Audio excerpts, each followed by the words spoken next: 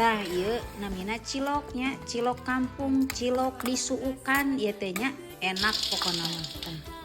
Urang ngadamel ieu teh barudak cenah ieu teh hoyong cilok cenah mama hoyong cilok cenah. Sok atuh urang ngadamel cek teh. Ieu cenah sareng rerencangan arameng di dieu, terus euy ngaos arameng di dieu ngawipi sareng. Terus ngadaramel cilok babarengan sareng barudak. Tingali cabena pokona mah lada, dara resep lada pokona mah. Nanti udah barudak teh ali tos wih ngaos teh cenah pada amung cenah ka Nyi Eca cenah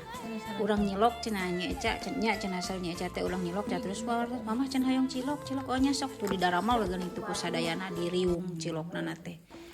di riung terus digodogkeun digebruskeun terus diosengkeun bumbuna teh nya diosengkeun dugi ka asak